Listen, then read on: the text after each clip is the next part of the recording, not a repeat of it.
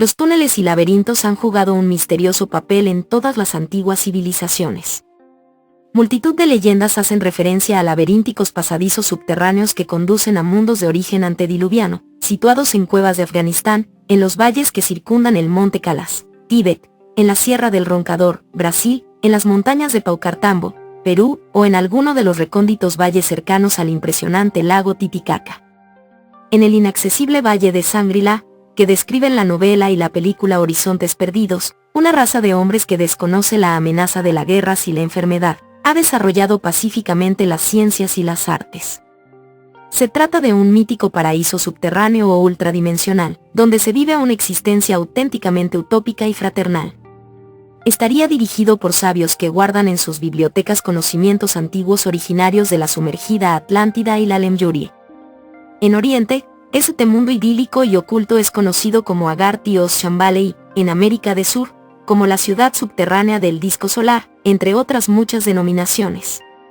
Un laberinto de túneles une estos espacios con otros similares situados en diversas zonas del planeta. Para muchos, estos lugares maravillosos solo existen en el universo de la leyenda. Sin embargo, los túneles supuestamente descubiertos en las más famosas ruinas de Perú, Bolivia y otros lugares, son un misterio aún por descifrar que muchos vinculan a la posible existencia real de un mítico Shangri-La. En Perú hay ancianos que narran cómo, en determinadas épocas del año, se abren puertas en las montañas por las que salen seres dorados, habitantes de las ciudades del interior.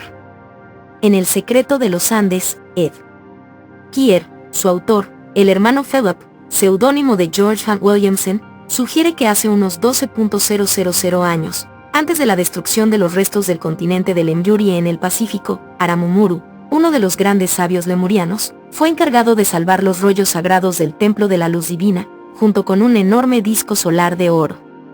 Se dirigió a una zona montañosa cercana a un lago recién formado, el Titicaca, en América del Sur, donde estableció una escuela de misterios o Shangri-La.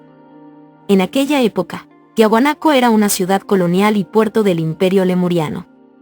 Fue aquí donde Muru, también conocido como Amaru Inca Viracocha, ordenó la construcción del monasterio de la Hermandad de los Siete Rayos, erigido con gigantescos bloques de piedras cortados por la energía de una fuerza lumínica desconocida. El origen de este disco solar se encontraba en unos seres extraterrestres, la raza de los mayores, los padres antiguos, los Celso, la raza ciclópea, que habían poblado la Tierra en un pasado remoto. No era un mero objeto de adoración. El oro del que estaba hecho había sufrido una transmutación tan insólita que su aspecto era traslúcido. Fue colocado en el templo de la ciudad subterránea del lago Titicaca. Este objeto sería utilizado por los sabios de este recinto con varios fines: controlar el clima del ecosistema de la ciudad o valle, realizar curaciones, llevar a cabo teletransportaciones y comunicaciones con otras dimensiones y hacer ceremonias de transmisión telepática. En estos recintos subterráneos, y con la ayuda de las civilizaciones del espacio, habrían vivido hasta nuestros días estos maestros y santos, algunos de 500 años de edad, conocidos también como los niños de los Andes. En el libro del hermano Philip se dice que, a partir de 1956, se permitió que pudieran llegar hasta allí algunos iniciados, habitantes de la superficie terrestre. Estos fueron hasta lo que se conoce como la Abadía del Valle de la Luna Azul, y desde allí, a la ciudad valle subterránea donde se encuentra el disco solar.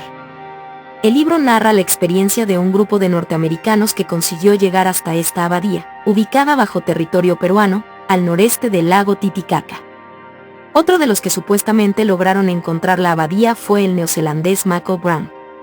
En su libro El tejedor y la abadía, relata la historia de su búsqueda. Según su descripción, la abadía domina el paisaje. Sus muros grises y sombríos relucen con brillo a la luz de la noche. Así como otros antes que nosotros, Julie y yo nos comprometimos a no desvelar el lugar exacto donde se encontraba, ni los métodos de enseñanza adoptados allí. Aún así, al final del libro se proporcionan algunas pistas para acceder a este lugar.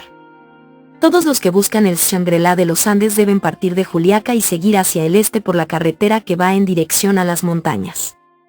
Las leyendas en torno a los esenios de los Andes se pueden escuchar en toda la zona cercana al lago. En el área peruana se dice que personas que aparecen vestidas con túnicas blancas realizan curaciones prodigiosas y desaparecen sin que nadie sepa dónde han ido, ni de dónde vinieron. En uno de mis últimos viajes a Perú tuve la oportunidad de entrevistarme con Ramiro Tapia, quien dice haber visitado el interior de la ciudad valle subterránea del disco solar. Me explicó cómo, tras una larga búsqueda, al final le fue permitido entrar. Había recibido una comunicación telepática. Debía dirigirme a uno de los islotes del lago Titicaca, en la zona peruana. Alquilé una barca y me dirigí hasta allí. Al llegar, encontré a un hermano con túnica blanca que me esperaba. Me llevó por una escalinata de caracol que desembocaba en un túnel donde se podía oír el sonido del agua que fluía sobre el techo. Anduvimos 1 kilómetro hasta acceder a un valle muy verde desde donde se divisaban montañas nevadas. Aquel espacio debía estar protegido por algún tipo de cúpula y no se veía el sol. Entonces apareció un anciano con barba, me miró y me dijo, aquello que busca está aquí. Levanté la cabeza y vi un disco muy luminoso, de unos 8 metros de diámetro, sobre 2 columnas. Me permitieron acercarme y tocarlo y sentí la energía que desprendía. Entonces les pregunté, ¿cómo sé que es el disco verdadero? A continuación, un hermano subió y golpeó un gong gigantesco, cuya vibración desencadenó la formación de nubes. Pronto empezó a llover. El hombre siguió golpeando y la lluvia se convirtió en nieve. Más tarde, las nubes desaparecieron. Poco después comenzaron a aparecer otros seres vestidos con túnicas blancas, que me dieron la bienvenida y me invitaron a participar en una ceremonia de matrimonio. Lo que más me sorprendió fue que, cuando los 12 ancianos bendijeron a la pareja, tanto a él como a ella le salieron rayos de luz blanca de las manos. Las construcciones donde vivían eran redondas, semejantes a cúpulas o a grandes hongos realizados con sustancias translúcidas. Permanecí algunas horas más allí y, finalmente, me devolvieron de nuevo al mundo exterior y regresé a Puno. Hace 3 años, en Santa Cruz, Bolivia, tuve la ocasión de hablar con Angélica Torrejón, quien también afirmaba haber entrado en las ciudades subterráneas del lago. Según su propio relato, había recibido una comunicación telepática de un tal Sarumar, y me dirigí desde Tiahuanaco en dirección al lago. Antes de llegar me encontré con Sarumar. Entramos en un túnel que nos condujo hasta una ciudad subterránea donde todo eran construcciones de un material semejante al mármol rosado y otras de piedra al estilo de Tiahuanaco. Allí habitaban seres del espacio junto con personas vestidas al estilo quechua y otros con túnicas blancas. Me mostraron algo semejante a invernaderos, laboratorios botánicos, templos, escuelas. Había mucha gente en el recinto. Todo estaba iluminado por una luz de procedencia desconocida, pues no había sol. Los barqueros que conducen a los visitantes hasta la Isla del Sol me relataron que existe la creencia de que en lo más profundo del lago hay una ciudad dorada, y que si una lancha se aventura hasta el centro de la masa acuática, una fuerza desconocida la succiona hasta el fondo. También escuché relatos acerca de encuentros submarinos entre buceadores y seres de cabello blanco. Ruinas en el Titicaca. La búsqueda de tesoros arqueológicos es lo que ha motivado la mayor parte de las expediciones al lago Titicaca. En este sentido, destaca la figura del submarinista norteamericano William Mardoff, contratado en 1956 por un millonario boliviano para rescatar un supuesto tesoro que se encontraría oculto entre el cieno y la abundante vegetación acuática. Tras una larga búsqueda, si bien no encontró tesoro alguno, Mardoff describió detalles de una ciudad de titanes sumergida y semi-cubierta por el lodo y las algas. En 1968, el argentino Ramón Avellaneda encabezó la llamada Expedición Fer de Lance. La gran cantidad de fotografías y películas logradas constituyen la evidencia más contundente sobre la existencia de ciudades sumergidas en el lago Sagrado. Los buzos que integraban esta misión subacuática encontraron enormes piedras monolíticas, ensambladas entre sí, formando murallas, similares a las de Sacsayhuamán, Cusco, Perú. También hallaron caminos perfectamente pavimentados con enormes losas de piedras que se perdían entre el barro y las algas. Analizadas las fotos, se llegó a la conclusión de que se trataba de ruinas megalíticas. El investigador Jacques Cousteau realizó una exploración submarina de la zona en 1968. Según explicó en su libro Galápagos Titicaca, The Blue House, su equipo había encontrado algunas piedras que formaban una estructura rectangular en el fondo, orientada hacia Tiahuanaco. En 1979, mientras se filmaba la película El Lago Sagrado, bajo la dirección del investigador Hugo Bouero Urrojo, el equipo encontró murallones ciclópeos similares a los de la fortaleza de Sacsayhuamán.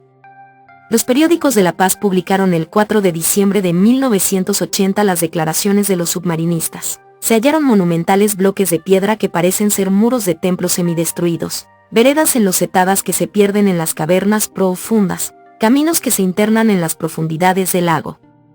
Las más antiguas tradiciones de los quipis coinciden con los descubrimientos subacuáticos de Mardov, Avellaneda, Squahier y Boero. En la crónica Copacabana de los Incas, de Baltasar de Salas, se hace referencia a moradas imponderables, porque nunca existieron tan excelsas, ni jamás volverán a existir sobre la tierra semejantes a ellas, de una suerte de vergel plantado por el mismo Dios desde el primer día del universo, e incrustado en las nítidas faldas de la triforme montaña de nieves perpetuas del Aricaxa y Yampu, y de la Ukiuma y Secanawiri.